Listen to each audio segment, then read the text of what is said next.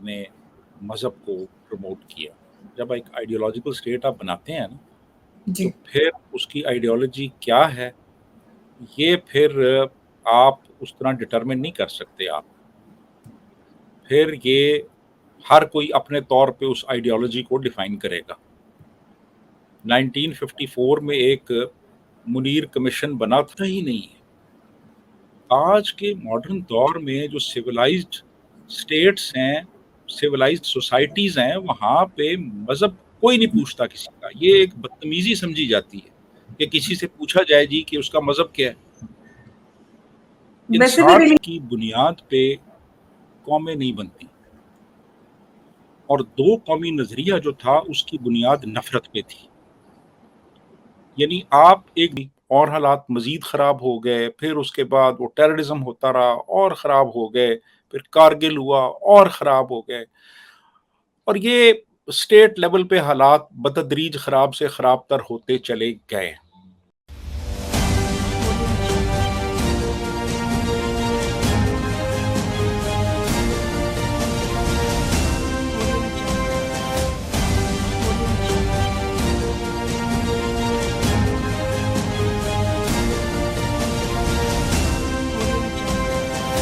नमस्कार दोस्तों, मैं हूँ आपके साथ अंबर जैदी। स्वागत है आप सबका हमारे आज के खास कार्यक्रम इट्स डिबेटेबल में। और आज हमारे साथ पाकिस्तान से बहुत ही खास मेहमान जुड़े हैं, वसीम अल्ताफ साहब, जो कि पीस एक्टिविस्ट हैं। बहुत बहुत स्वागत है आपका वसीम साहब, नमस्कार। नमस्कार जी, बहुत शुक्रिया, आपने इनवाइट किया, बहुत मेहरबानी। जी, बहुत शुक्रिया आप हमारे शो पर आए हैं। और मैं आपके साथ वसीम साहब एक अलग मौजू पर बात करना चाहते हैं, क्योंकि हम लोग पॉलिटिकल, जियो पॉलिटिकल, इंटरनेशनल रिलेशंस पे तो अक्सर बात करते हैं, और इंडिया पाकिस्तान रिलेशंस पर भी अक्सर बात होती रहती है और बहुत ज़्यादा चर्चा होती है। मैं ही नहीं बल्कि बहुत सारे लोग इस तरह की चर्चा करते हैं। मैं आपसे जो पाकिस्तान और हिंदुस्तान दोनों की आवाम है, उनके हवाले से बात करना चाहती हूँ कि किस तरह से सोशल मीडिया के माध्यम से, सोशल मीडिया के ज़रिए पाकिस्तान और हिंदुस्तान की आवाम एक दूसरे से जुड़ी रहती है, और अक्सर इस तरह की भी खबरें आती हैं। इनफैक्ट अभी आज ही की एक रिपोर्ट है जिसमें पढ़ रही थी कि पाकिस्तान से एक महिला 4 बच्चों को लेकर नोएडा आ गई है, क्योंकि वो पबजी के थ्रू वो लोग मिले, प्यार हुआ, और अब वो नोएडा में ही है। इनफैक्ट जहाँ पे मैं हूँ यहीं से थोड़ी दूरी पे वो आ गई, और एजेंसीज को पता लगा तो अब उनको ढूंढने में लगे हुए हैं, क्योंकि उनका पता नहीं लग पा रहा है। तो आवाम तो जुड़ी रहती है, और जो हमारे लीडर्स हैं वो एक अलग पॉलिसी पे काम करते हैं। तो आप इस पे क्या कहना चाहते हैं, किस तरह से इसको देखते हैं? जी, अंबर, ये जो हालात है ना, ये हमेशा से नहीं थे। जब 1947 में पार्टीशन हुई है, तो पार्टीशन के बाद 1952 तक, 47 में पार्टीशन हुई है, अगस्त 47 में, तो 52 के एंड तक कोई वीज़ा था ही नहीं, कोई वीज़ा रिजीम थी ही नहीं। लोग बड़े आराम से यहाँ से वहाँ और वहाँ से यहाँ आ जा सकते थे। और इसी तरह मैं आपको बताऊं कि 52 के बाद फिर वीज़ा शुरू हुआ, और बड़ा वो एक रिलैक्स्ड माहौल था, आसानी से वीज़ा मिल जाता था और लोग आ सकते थे, जा सकते थे। 65 की जो वॉर हुई है, उससे पहले हमारी 20% जो एक्सपोर्ट्स थी वो इंडिया जाती थी, और 50% जो इम्पोर्ट्स थी पाकिस्तान की वो इंडिया से थी। और आम लोगों का आना जाना था, वीज़ा मिलने में कोई मुश्किल दरपेश नहीं होती थी। फिल्में हम देखते थे, इंडियन फिल्में आती रहीं 65 तक। मैं बहुत छोटा था, मुझे याद है हम कोयटा में थे, तो मैंने वहाँ पे बारादरी फिल्म देखी। बारादरी, गीता बाली और अजीत की।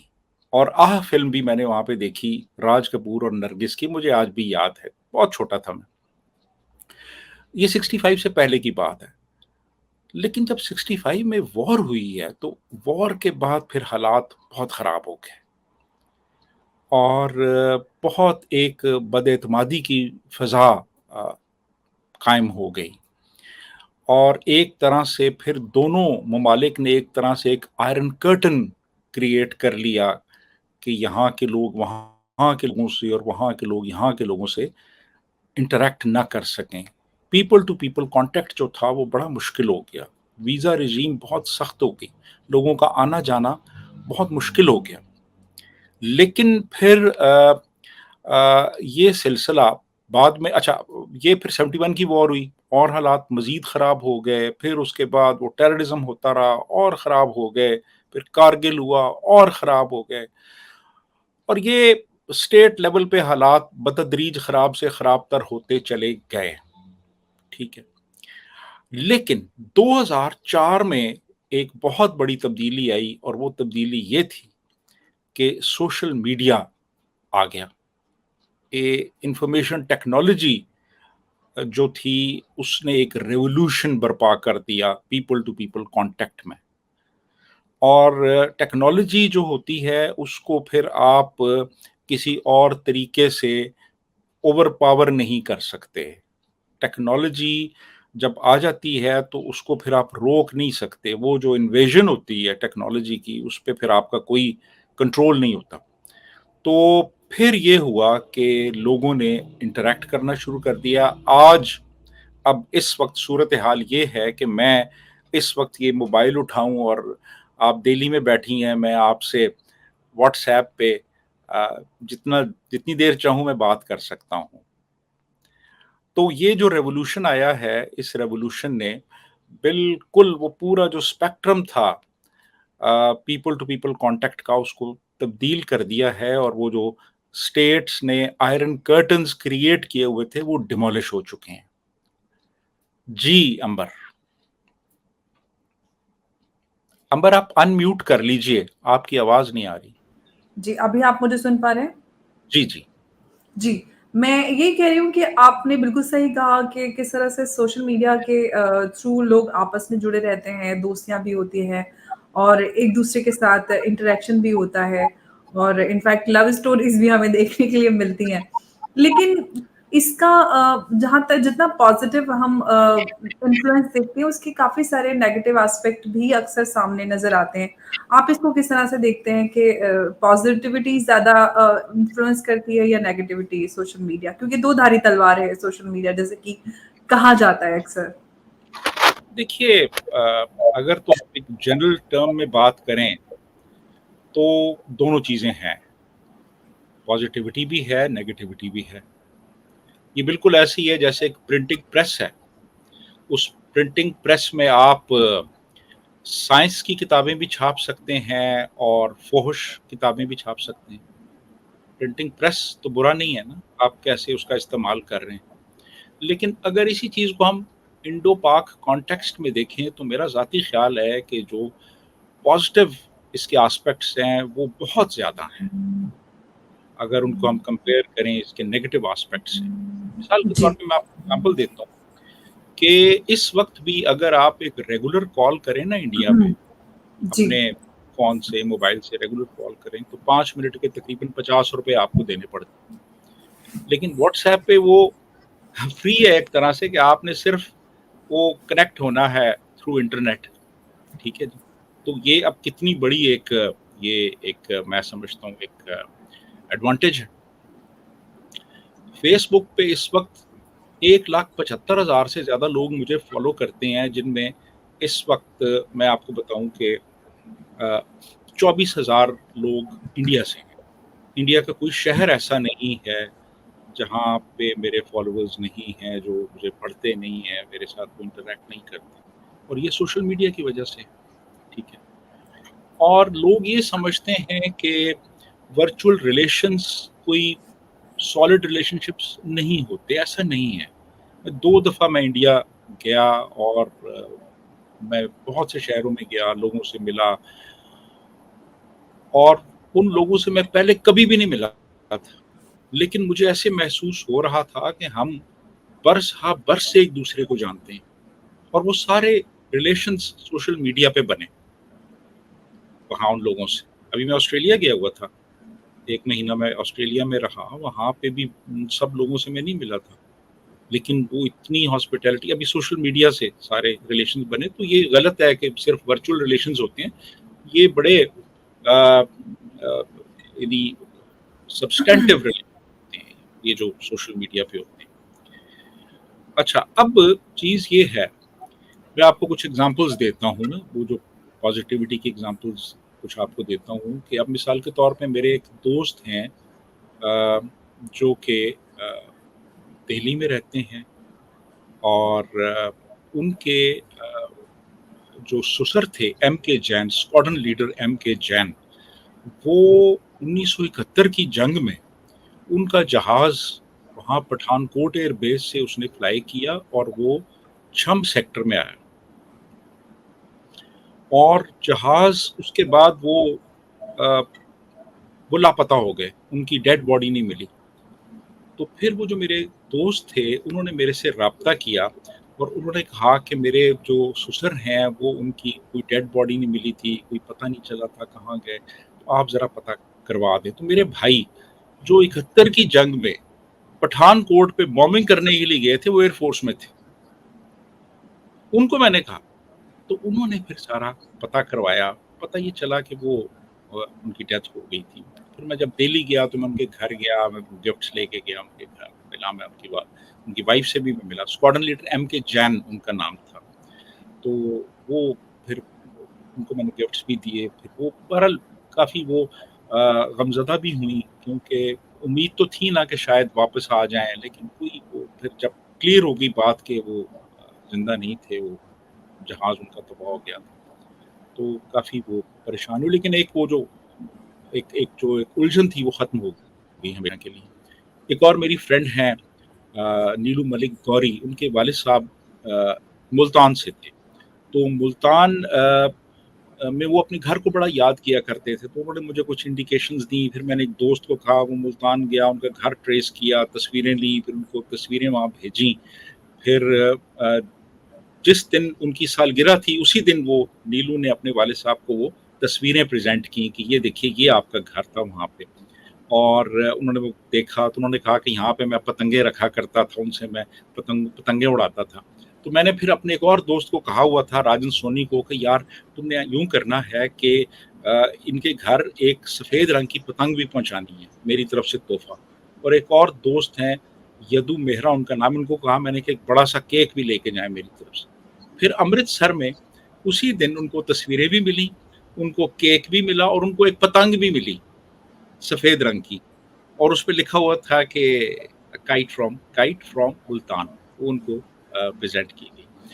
फिर ये बीना से बिलॉन्ग करते थे गुलज़ार, जो कि बहुत बड़े राइटर, डायरेक्टर हैं, लिरिसिस्ट हैं इंडिया में। तो मैं गया वहाँ पे, उनका घर मैंने वो देखा, तस्वीरें लीं और वहाँ कपड़े की दुकान से मैंने सफ़ेद रंग का एक जोड़ा खरीदा उनके लिए और वो जोड़ा मैंने फिर अपने एक ऑफ़िसर को कहा, वो फिर ले गए इंग्लैंड। वहाँ से उन्होंने, वो मेरी फ्रेंड है कचरू, सुनैना कचरू, जो कि गुलज़ार साहब की फ्रेंड है। तो वो सुनैना के पास गया, फिर सुनैना पुणे आईं, फिर पुणे से वो बॉम्बे गईं, फिर उन्होंने गुलज़ार साहब को वो प्रेज़ेंट किया। तो वो बड़े खुश हुए, वो उन्होंने फिर मुझे कॉल की वहाँ से। उन्होंने मुंबई से मुझे कॉल की और बड़ा शुक्रिया अदा किया और मुझे उन्होंने इनवाइट किया कि आप आएँ यहाँ पे और मुझे मिलें। आनंद बख्शी साहब, वो भी यहाँ पिंडी में एक मोहल्ला है, चिटियाँ हटिया उसका नाम है। जी। चिटियाँ हटिया जगह है, मोहल्ले का नाम है मोहल्ला कुतुबुद्दीन। मोहल्ला कुतुबुद्दीन से वो बिलॉन्ग करते थे। तो उनका बेटा राकेश आनंद बख्शी मेरा दोस्त है। तो उसने कहा कि वो ज़रा उनका घर तो ट्रेस करें। फिर मैं वहाँ गया तो एक खातून मिल गई, साबरा बीबी, जो बांस-बरेली से माइग्रेट करके वहाँ आई थी और वो जानती थी उस फैमिली को। उन्होंने घर पिन पॉइंट किया, मैं वहाँ गया, तस्वीरें लीं, फिर मैंने वो राकेश को भेजी, फिर वो उसने अभी एक बायोग्राफ़ी उनकी पब्लिश की है, तो उसमें वो तस्वीरें हैं और उसने मुझे एक्नॉलेज भी किया है कि वो ये वसीम अल्ताफ़ मेरे दोस्त ने ये तस्वीरें वहाँ से भेजी। तो ये सारी चीज़ें देखें ना, पॉज़िटिविटी। मेरा एक दोस्त है राजन सोनी, उन्होंने एक बहन बनाया हुआ है एक लड़की को, आयशा अशरफ उसका नाम है। तो उन्होंने कहा कि उसने कंपैरेटिव एग्ज़ाम की तैयारी करनी है, तो उसकी आप हेल्प करें। तो वो एक इंडियन मुझे कह रहा है कि मेरी बहन है पाकिस्तान में, मुँह बोली बहन है, उसको आप सीएसएस की तैयारी के लिए गाइडलाइन दें, तो मैंने फिर उसको गाइडेंस दी यहाँ से कि भई ये आप इस तरह से करें। तो ये सारे देखें ना, ये अब बड़े पॉज़िटिव एस्पेक्ट्स हैं सारे, जो सोशल मीडिया की वजह से मुमकिन हुए। पॉसिबल ही नहीं था ये, इससे पहले। तो जी। एडवांटेजेस तो हैं डेफिनेटली, और बहुत सी जी, एग्जांपल्स मैं अल्ताफ आपको साहब, जिस तरह से हम बात करें पीपल टू पीपल कॉन्टैक्ट की, क्योंकि हम सब एक ही थे, भारत पूरा एक था, और आज भी लोग जब एक दूसरे से जुड़ना चाहते हैं, एक दूसरे के लिए अच्छा सोचते हैं, क्योंकि आवाम में तो आपस में कोई भी दुश्मनी नहीं है, तो आखिर ये बंटवारा फिर क्यों हुआ, क्यों होना चाहिए था, जबकि होना नहीं चाहिए था एक्चुअली। ये अगर इंडियन हिस्ट्री में देखें तो एक बहुत ही खराब चीज है, जिसको अगर जब भी हम याद करते हैं तो अफ़सोस होता है, दिल अफ़सुर्दा हो जाता है कि बँटवारा हुआ, लाखों लोगों की जानें गईं, औरतों की बेहुरमती हुई, कितना कुछ हुआ, सिर्फ़ एक बँटवारे की वज़ह से कि अलग ज़मीन चाहिए, और आज लोग आपस में जुड़ना भी चाहते हैं। अबर बात ये है कि ज़ाती तौर पे मैं ये समझता हूँ कि मज़हब की बुनियाद पे कौमें नहीं बनती, और दो कौमी नज़रिया जो था उसकी बुनियाद नफ़रत पे थी। यानी आप एक दूसरी कम्युनिटी से अपने आप को डिसोसिएट करें और उससे नफ़रत करें, ये बुनियाद थी दो कौमी नज़रिए की, और मज़हब की बुनियाद पे मुल्क बनाया गया। लेकिन फिर जब ईस्ट पाकिस्तान बांग्लादेश बना, तो ये जो नज़रिया था ये हकीकतन बहरे अरब में गर्क हो गया। एब्सोल्युटली। ठीक है जी। और आज का जो मॉडर्न दौर है ना, आज के मॉडर्न दौर में रिलीजन मैटर करता ही नहीं है। आज के मॉडर्न दौर में जो सिविलाइज्ड स्टेट्स हैं, सिविलाइज्ड सोसाइटीज हैं, वहां पे मजहब कोई नहीं पूछता किसी का। ये एक बदतमीजी समझी जाती है कि किसी से पूछा जाए जी कि उसका मजहब क्या है।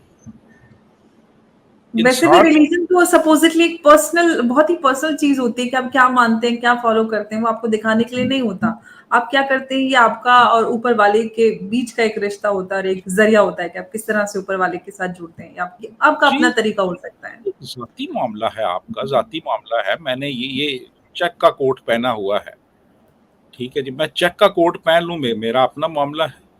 मैं एब्सोल्यूटली। काले रंग का कोट पहन लूं, मैं तहज्जुद पढ़ूं या ना पढ़ूं, तहज्जुद की नमाज मैं 5 नमाजें पढ़ूं या ना पढ़ूं, मेरा ज़ाती मामला है। आपका ताल्लुक तो होना चाहिए कि मेरे इंटरपर्सनल रिलेशंस आपके साथ कैसे हैं बस। मैं ज़ाती ज़िंदगी में क्या करता हूँ ये किसी का कंसर्न नहीं है, ठीक है जी। जी, अब मज़हब को इन्होंने दाखिल किया सियासत में, और इन्होंने उस वक़्त रियलाइज़ नहीं किया ना कि मज़हब जो है ये जब सियासत में ले आएँगे तो फिर इसके कॉन्सिक्वेंसेस क्या होंगे। और अब आप देख लेना कि वो आपके गले पड़ चुका है वो इस वक़्त जी, पाकिस्तान बिल्कुल। में। और अभी बकरीद गई है, बकरीद पे पाकिस्तान से रिपोर्ट्स आई कि अहमदियों को बकरीद पे कुर्बानी देने से उन पे बैन लगाया गया। इनफैक्ट एफआईआर्स भी हुई हैं बहुत सारे लोगों पर। तो जी, पाकिस्तान आज भी इनफैक्ट रिवर्स में ही हम उसको जाते हुए देख रहे हैं, अगर देखा जाए हकीकत में तो। जी, बहुत हालात जो हैं वो असल में बात पता है क्या है? बात ये है कि रियासत बहुत कमज़ोर हो चुकी है, रियासत कमज़ोर हो चुकी है।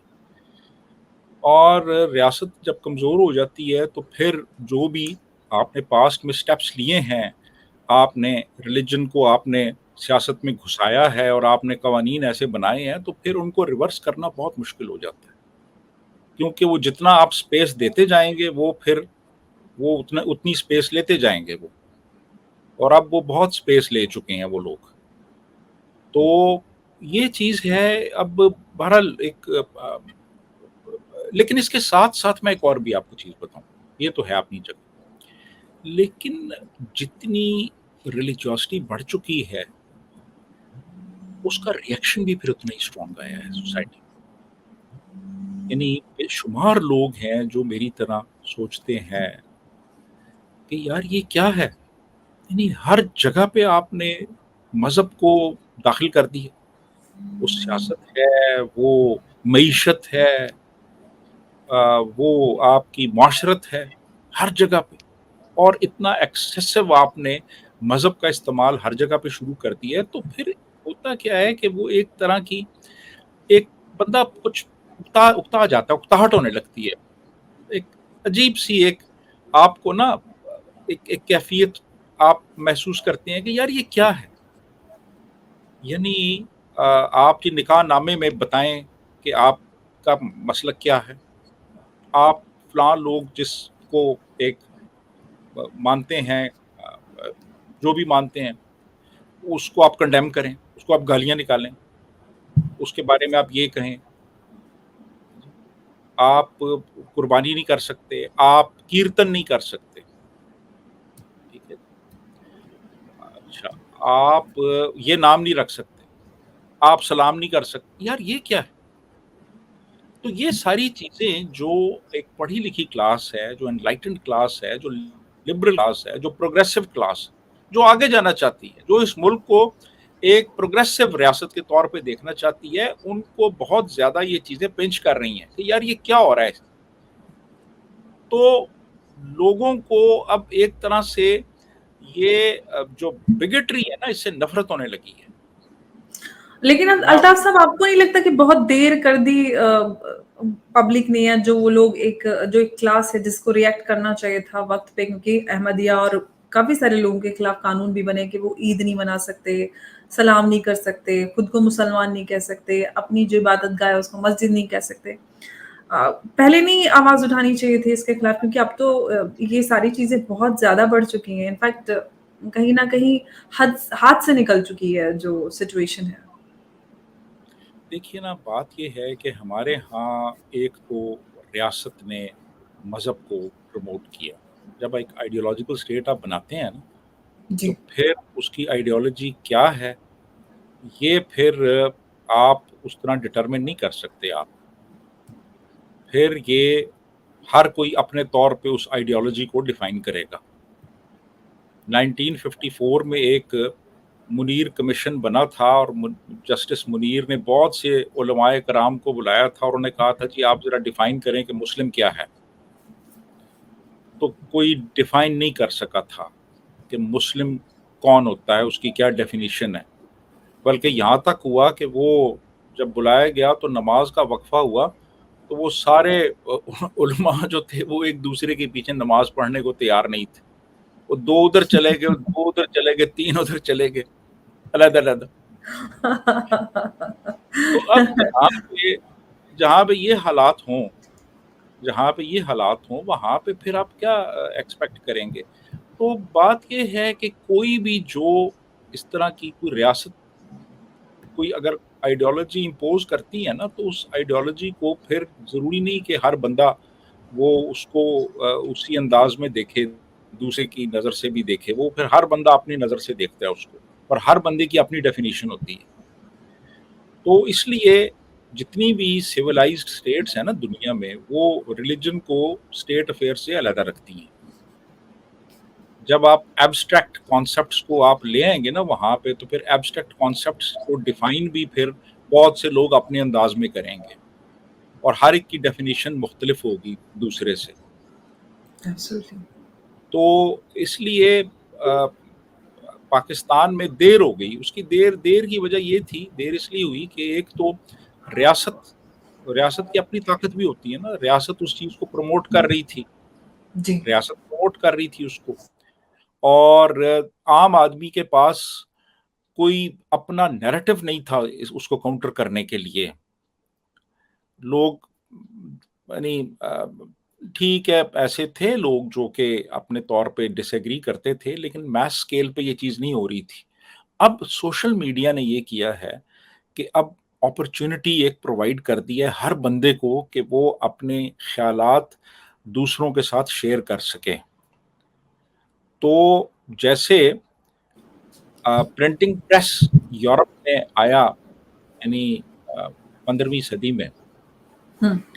तो प्रिंटिंग प्रेस ने वो जो चर्च का जो होल्ड था ना, उसको बहुत कमज़ोर कर दिया। क्योंकि बहुत कुछ छपने लगा जो कि आम आदमी की दस्तरस में था उस वक़्त। जी। वही चीज़ अब सोशल मीडिया यहाँ पे भी कर रहा है, सब कॉन्टिनेंट में।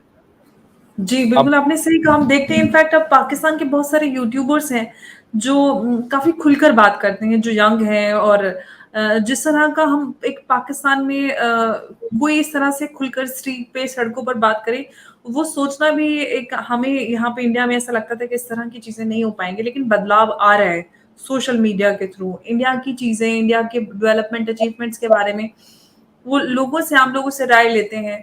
तो और इस तरह की बातें आम लोगों से करते हैं, सवालात करते हैं और आम लोग भी उस पे खुलकर बात करते हैं, जो उनका नज़रिया है उस पे खुलकर राय रखते हैं। तो ये भी अपने आप में एक बड़ा बदलाव है क्योंकि पाकिस्तान में फ्रीडम ऑफ एक्सप्रेशन की बात करते हैं या फ्री प्रेस की बात होती है तो उस पर अक्सर सवाल खड़े होते हैं। लेकिन बदलाव आ रहा है जैसे कि आप कह रहे हैं। जी, जी, बिल्कुल जी, बिल्कुल, बहुत तेज़ आ रहा है जी, और अब ये है ना कि अब सिर्फ़ स्टेट का नैरेटिव नहीं चल रहा ना, जी, अब मेरा और आपका नैरेटिव भी चल रहा है और बहुत से जी, लोग इसको देख रहे हैं। तो जी। तब्दीली आ रही है। आप की जब परसेप्शन पहले तो स्टीरियोटाइप्स थे ना, पहले तो हुँ, स्टीरियोटाइप्स थे जो कि स्टेट ने प्रमोट किए थे, कि जी एब्सोल्युटली। ये हिंदू ऐसा होता है, सिख ऐसा होता है, फलाँ ऐसा होता है, ठीक है? अब वो नहीं है चीज़। अब ये मामलात खत्म हो गए हैं। अब एग्ज़ैक्टली क्योंकि डिजिटाइज़ेशन हो गया है, सब कुछ सोशल मीडिया पे अवेलेबल है, एक्सेस टू इन्फॉर्मेशन है। लोग सिर्फ़ टेक्स्ट बुक्स में जो आपने पढ़ा है वो नहीं बल्कि सही जानकारी खुद से वो हासिल कर सकते हैं सोशल मीडिया पे।